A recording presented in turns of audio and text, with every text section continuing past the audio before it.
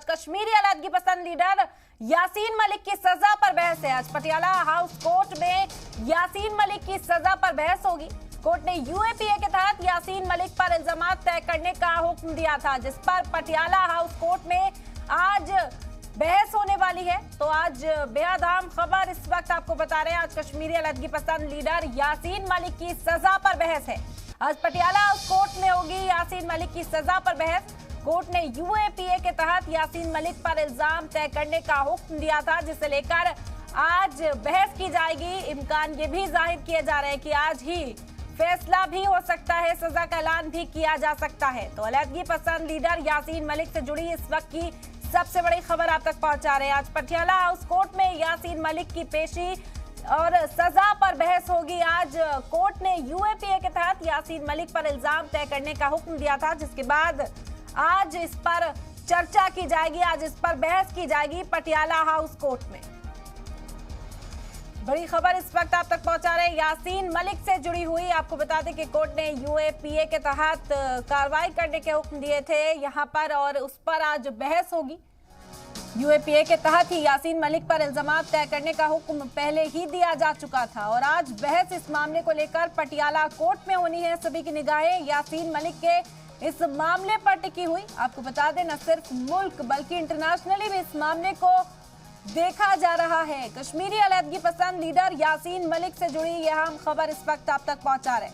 Patiala house court में आज यासीन मलिक की सजा पर बहस है और सभी की निगाहें इस पर टिकी हुई हैं। आपको बता दें कि इस तरह की भी खबरें कि यासीन मलिक ने खुद भी इन इल्जामात को कबूला है। आज पटियाला हाउस कोर्ट में बहस है, आज चर्चा है। देखना होगा कि किस तरह का रुख यहां रखा जाता है यासीन मलिक के फरीकैन की तरफ से। कोर्ट ने यूएपीए के तहत यासीन मलिक पर इल्जाम तय करने का हुक्म पहले ही दिया था, जिस पर आज बहस होनी है पटियाला कोर्ट के अंदर। बड़ी खबर आपको इस वक्त बता रहे हैं। आज कश्मीरी अलहदगी पसंद लीडर यासीन मलिक की सजा पर बहस है। पटियाला हाउस कोर्ट में ये बहस होनी है। यासीन मलिक पर जो इल्जामात हैं यूएपीए के तहत, ये हुक्म कोर्ट पहले ही दे चुका है इल्जामात तय करने का यूएपीए मामले के तहत, और आज इस पर अहम बहस पटियाला कोर्ट के अंदर।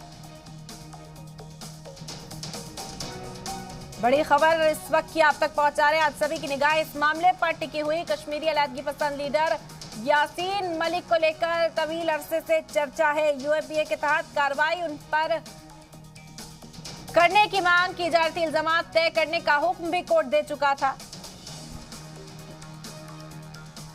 और इस वक्त फारूक वानी हमारे नुमाइंदा श्रीनगर से बराह रास्त हमारे साथ जुड़ गए हैं। फारूक, क्या खबर मिल पा रही है आज? देखिए, जिस तरीके से आज जो कोर्ट की सुनवाई है पटियाला कोर्ट में, जो फैसला है वो लिया जा सकता है या फिर जो है अगली समाअत तक इंतज़ार करना पड़ेगा, क्योंकि जिस तरीके से पहले 2019 में जो यासीन मलिक को गिरफ़्तार किया गया था और उनके ऊपर कई सारे टेरर फंडिंग मामले में जो है आरोप लगाए गए। इसके अलावा जो मिलिटेंट गतिविधियाँ थी वो उनको बढ़ाने और साथ में जो उलगावादी गतिविधियाँ थी कश्मीर घाटी में उनको प्रोत्साहन देने के सिलसिले में उन्हें जो है गिरफ़्तार किया गया था। फिर 2017 में उनके खिलाफ चार्जशीट भी दर्ज किया गया। उनके अन्य साथी भी हैं और हुर्रियत के जो शबीर अहमद शाह थे, और इसके अलावा जो अल्ताफ़ फंतूश जो कि सैयद अली शाह गिलानी के जो दामाद थे उनके ऊपर भी चार्जशीट था। महराजुद्दीन कलवाल जो हैं उनके ऊपर भी चार्जशीट था।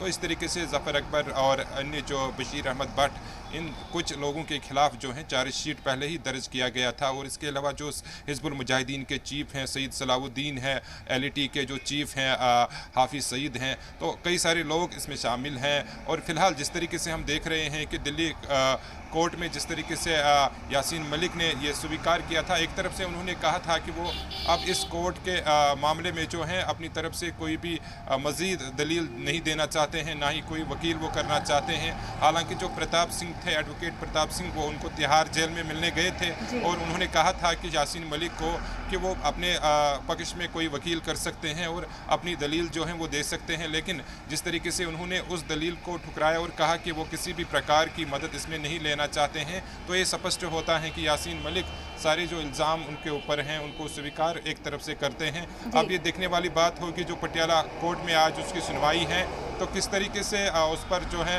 इल्ज़ामात को फिर दोहराया जाएगा और क्या कुछ सामने आएगा, ये भी कुछ चीज़ें जो हैं वो स्पष्ट हो पाएगी, क्योंकि इसमें जिस तरीके से जो आरोप लगाए गए हैं, जो एलिगेशंस उसके ऊपर हैं, तो उसको स्वीकार करने के बाद जो है यासीन मलिक को आजीवन कारावास की सज़ा भी हो सकती है। पूरी तरह से उसका जो जीवन है वो अब जेल में बिताना पड़ सकता है अगर उन्होंने अपनी तरफ से कोई दलील पेश नहीं की या उन्होंने कोई वकील यहाँ पे लेना पसंद नहीं किया तो उसकी ज़िंदगी में आगे काफ़ी सारी मुश्किलें हो सकती हैं। और आज जो कोर्ट में उनका फ़ैसला लिया जा सकता है तो उसके आधार पर भी हम ये कह सकते हैं कि जो मुश्किलें हैं सईद अली यासीन मलिक जो कि लिबरेशन फ्रंट के प्रमुख हैं उनके ऊपर जो है मुश्किलें बढ़ सकती हैं और आगे के जीवन में उनको सारा जो जीवन है वो जेल में ही बिताना पड़ेगा। लेकिन कोशिश की गई, यहाँ पे उनको एक एडवोकेट दिया गया था ताकि वो अपनी पक्ष में कुछ बातें कहें, लेकिन जिस तरीके से एडवोकेट ने कहा कि कई बार उनको